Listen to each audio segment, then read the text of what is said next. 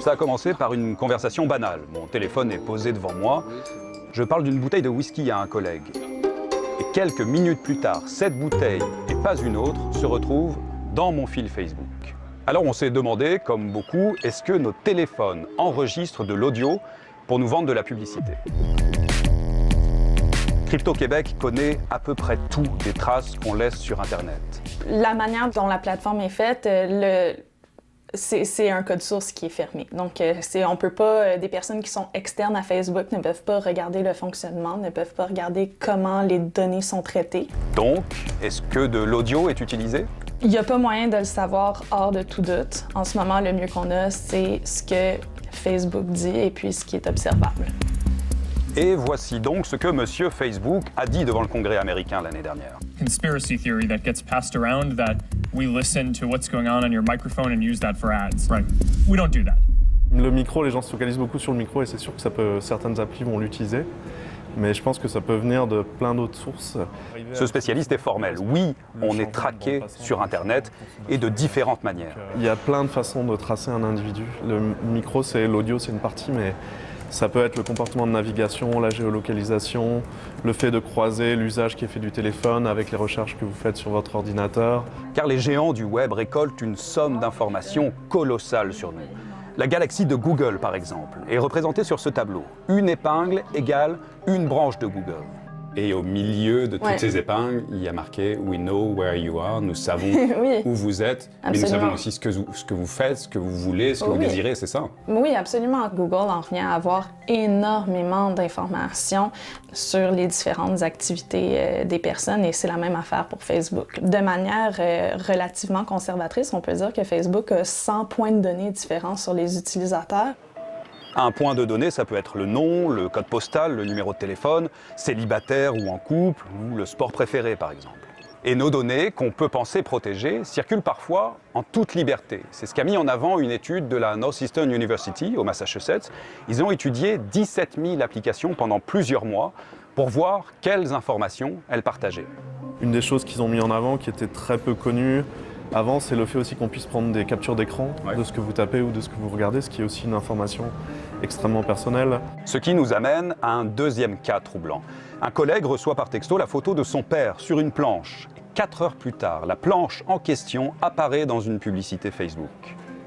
Ça ne me choquerait pas que justement par la capture d'écran, on ait pu associer que cette personne-là était intéressée par le paddleboard, qu'on le mette dans son profil et donc quand il aille sur Facebook, il reçoive la publicité d'après cette information. Bon, par contre, l'histoire de la bouteille de whisky, ça serait plutôt une drôle de coïncidence. Parce que Internet sait déjà que ça m'intéresse. Exemple, si je vais sur ce site, un message m'accueille en disant « Attention, on collecte des données » avec un objectif en particulier. Nous vous proposons de la publicité personnalisée. Ces cookies se souviennent des sites que vous avez pu visiter avant et vous proposent une publicité adaptée. Il faut s'imaginer avec nos données comme la bourse financière en temps réel. Il y a des personnes qui vont collecter ça et qui vont les vendre aux plus offrants. Donc non, votre téléphone ne vous écoute probablement pas. Mais s'il enregistre avec le GPS ou le Wi-Fi que vous êtes dans un magasin de chaussures, ne vous étonnez pas, quelques heures plus tard, de recevoir de la publicité pour des bottes d'hiver, par exemple. Toute une coïncidence quand même, Mathieu, cette histoire de bouteille de whisky, de scotch, là, parce que s'ils ne nous écoutent pas, c'est de la magie. Une coïncidence, un croisement de données entre les recherches que j'avais fait précédemment et puis, effectivement, coïncidence troublante. La question qu'on se pose, Patrice, comment se prémunir? Comment essayer d'éviter que toutes ces données personnelles soient disséminées dans la nature? Premier réflexe, arrêtez votre GPS le plus souvent possible, arrêtez le Wi-Fi quand vous n'êtes pas chez vous, quand vous n'êtes pas au travail. Et puis, quand vous naviguez sur Internet, on le voyait sur l'ordinateur de notre expert de Crypto Québec, vous pouvez utiliser un bloqueur de cookies. Les cookies sont donc ces petits fichiers témoins qui glanent de l'information sur vous. Le plus populaire, c'est Privacy Badger. Ça s'ajoute à votre navigateur, vous le voyez. Là, par exemple, sur CNN, j'étais sur CNN, est-ce que, là, vous voyez surligné, est-ce qu'Amazon a besoin de savoir ce que je consulte sur CNN? Peut-être pas, mais les cookies, les fichiers témoins sont importants. Si vous voulez connaître la météo, vous voulez qu'ils sachent dans quelle ville vous êtes, si vous voulez en Celsius ou en Fahrenheit, que vous êtes en français. Sauf que c'est à l'utilisateur de faire le tri au milieu de tous ces fichiers témoins pour certains les activer, l'autre les désactiver. Donc le fardeau est sur l'internaute et non pas sur les entreprises. Parce que si des gens pourraient dire c'est bien de recevoir de la publicité ciblée, on ne se fait pas emmerder avec toutes sortes de publicités qu'on ne veut pas recevoir. Oui, mais la contrepartie de ça, c'est qu'ils savent où vous êtes à chaque minute, qu'est-ce que vous regardez, qu'est-ce que vous faites, avec qui, etc. C'est là que ça devient lourd un peu, là. Exactement. 100 points de données, on le disait dans le reportage, le nom, peut-être parfois vos opinions politiques, à quelle manifestation vous êtes allé.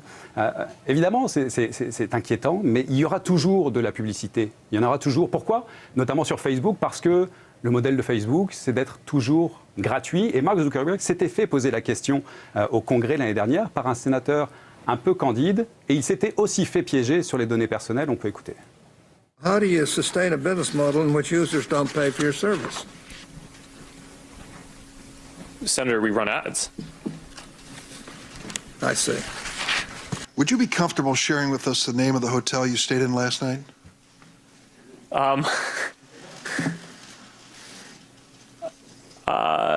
No. Donc on le voit, malaise de la part de Mark Zuckerberg sur ses propres données personnelles, alors qu'il utilise celles des millions d'utilisateurs de Facebook. Donc oui, ce que disent ces entreprises, c'est qu'il y aura toujours de la publicité. Est-ce que vous voulez qu'elle soit pertinente ou est-ce que vous voulez qu'elle ne soit pas pertinente, qu'elle ne vous intéresse pas? La question que l'usager, lui, se pose, c'est jusqu'où ira cette surveillance, jusqu'où ira cette collecte de données personnelles et qui y aura accès? On se souvient, Patrice, Cambridge Analytica, 87 millions d'utilisateurs dont les données avaient été perdues, disséminées, volées.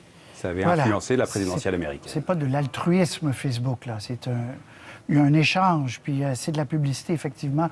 Merci, Mathieu. Fort intéressant. Merci. Je vous en prie.